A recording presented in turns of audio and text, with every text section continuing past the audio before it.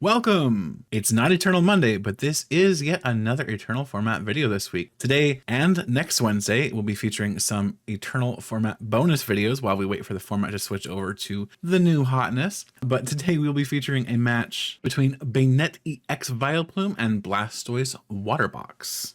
This match was recorded as part of the October 2023 Eternal Format in Real Life tournament at Dragon's Lair at Alamo Ranch in San Antonio, Texas. Before we begin, I just want to remind everyone that the Eternal Format is a base set onward format with a ban list, so it's like Unlimited, but a little less insane. If you want to learn more about the Eternal Format and the cards on its ban list, you can go to justinbasil.com/eternal. Up first, we have Banette EX. Banette is very much a known quantity in the Eternal Format. Banette is focused largely on item locking your opponent and then using Banette EX's Poltergeist attack, which does 60 damage for each trainer card in your opponent's hand. So the idea here is that if your opponent can't play their item cards, it becomes quite difficult for them to get them out of their hand, meaning the Banette ends up attacking and just hitting like an absolute truck. This particular Banette EX variant is focused around Vileplume as its partner in crime. This particular deck runs a copy of the Vileplume from Undaunted, which has the Pokebody that prevents both players from playing any item cards. It also plays a copy of the Vileplume from Ancient Origin that does the same thing, but it's an ability instead. So the idea is you're running one of each so that if your opponent runs one of the counters to those, whether it's an ability or a Pokepower or Pokebody in this case, you're still able to lock them out of their item cards. Now, most decks don't run both, right? There's Garbotox and Garbodor, there's Cessation Crystal.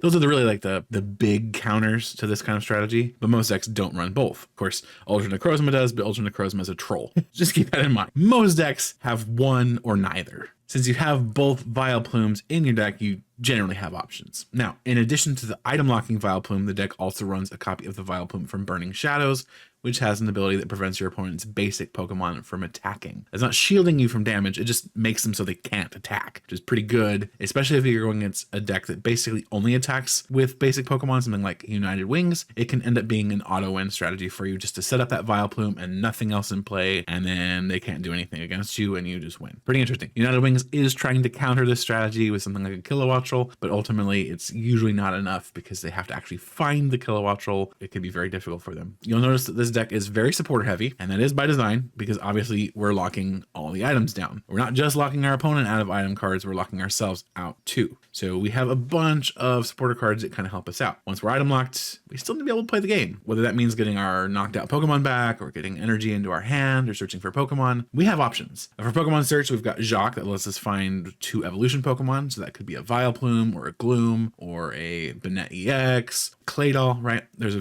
bunch of different things that could end up being. We also have Roseanne's Research, which lets us find up to 2 in any combination of basic Pokemon and basic energy. And Pokemon Collector that lets us find up to 3 basic Pokemon and put them straight into our hand. So Pokemon Collector could be a way for us to put a Lapras in our hand and then use Lapras's Pokepower next turn to let us find a different supporter card that we might need. For recovery, kind of already mentioned this, we have Clara, that's our primary means of Pokemon and energy recovery. But we also do have Team Yell's Cheer that can also recover some Pokemon and recycle a supporter or 2 as needed. Green's Exploration lets us find any 2 trainer cards in our deck if we don't have any Pokemon with an ability in play, and we do tend not to, right? We don't typically want to put either of the Vileplume in play that has an ability because it prevents us from using Green's Exploration. Green's Exploration lets us kind of just set ourselves up turn by turn. When we get KO'd, there's also Raihan to accelerate energy, so we can, accelerate an energy to a Shuppet or to a Banette that's already ready, and then we can find whatever piece we're missing, whether that's another energy or another Banette perhaps, or a switch option, something along those lines. It gives us a choice, right? After all that, we do have some disruption supporters because those are pretty important. This deck runs Iono in and Rocket's admin. I do think that at least one of these should probably be Marnie or even a Judge, because disrupting our hand is really, really important, especially later on in the game when they've kind of gotten their board set up to the point where they can kind of thin their hand out. Some decks play Claydol and they'll like force cards out of their hand that they know are trainer cards they can't get rid of. One of the players in this game, the player going against Vileplume obviously, force all the trainer cards out of their hand by flooding their hand with energy cards and then using Claydol spells Poke Power pop all those trainer cards at the bottom of their deck. It works really well until they get hit with a disruption card. So that counter, of course, is those disruption cards. And the more cards they have to draw off of those disruption cards, the better. So that's why I'm thinking maybe Marnie or In would be better than one of these, especially later on in the game. Other quick things I'll mention. Claydol, I just talked about a second ago, helps us draw cards. So that same Claydol is from Grand Encounters. It has a Poke Power that lets you put 2 cards from your hand on the bottom of your deck and then draw until you have 6 cards in your hand. And if we're drawing cards, we can save our support card each turn rather to be used for something that's not a draw option. So that could be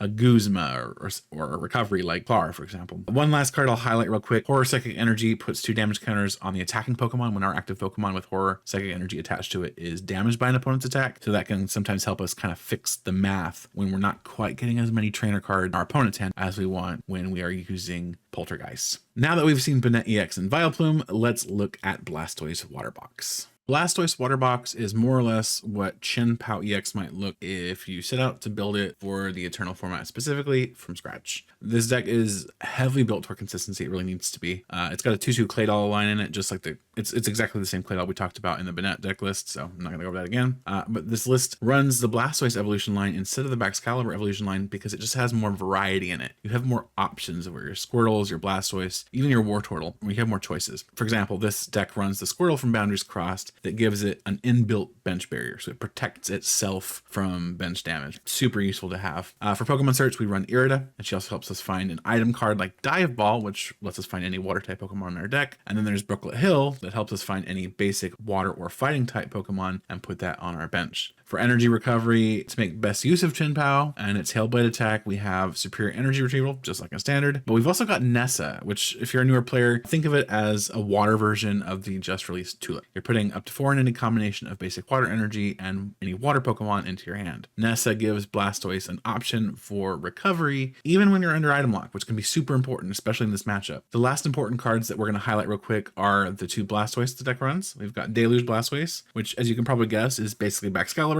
It just lets us attach water energy like crazy from our hand as often as we like. But we also have Blastoise GX, which is important because it has the Rocket Splash attack, which does 6 damage for each water energy that we shuffle back into our deck. So instead of discarding it, we're shuffling it back in. So if we're up against a deck, maybe a single prizer deck or some sort of control deck that wants to run us out of resources, this is a way to try to get around that and try to preserve some of our resources by taking knockouts with this instead of with Chien-Pao. And then Blastoise GX also has Giant Geyser GX, which is kind of a Deluge as an attack. If you are ability locked, like I said, they have Garbotoxin in play and you can't get Deluge off, you can use Giant Geyser GX instead and just attach a bunch of energy cards from your hand and do what you need to do that way. Anyway, that's Blastoise. Let's jump into the game. All right, our players are shuffling up and getting set up in the game. Again, just a real quick reminder, this is Banette EX Vileplume against Blastoise Water Box.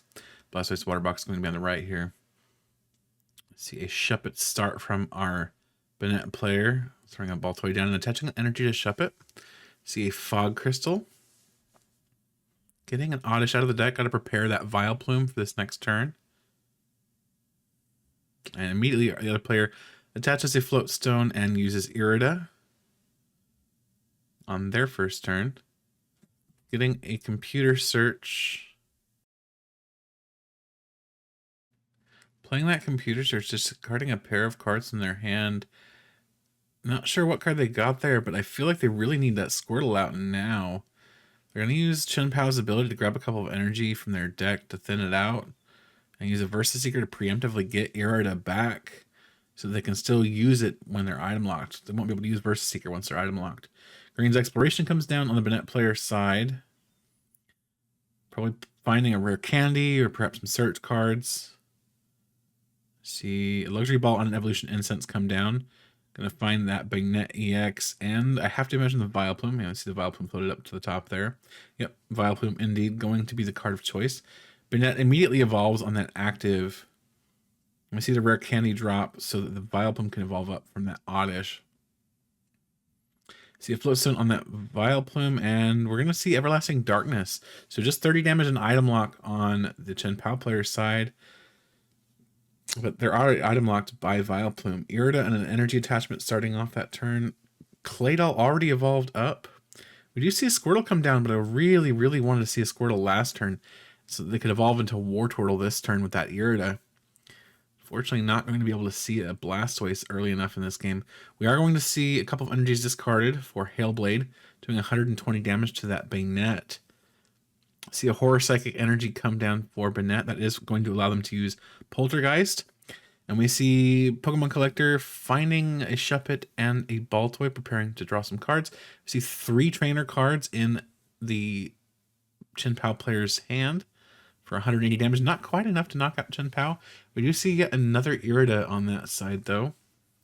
Irida very good. Getting another Squirtle down. I don't know if I agree with that. It's not very likely for Banette and Vileplume to find a way to gust up a Pokemon on the bench. So going for that Wartortle really feels like the more important play right now. We see a Chaotic Swell come down preemptively just to have it go down. Don't know that it's necessary at the moment, but it is down all the same. See a couple of energy come down, or come out of the deck rather, from Chien-Pao's ability, but not having enough energy to attack this turn really does feel bad. Unfortunately, going to be losing that Chien-Pao.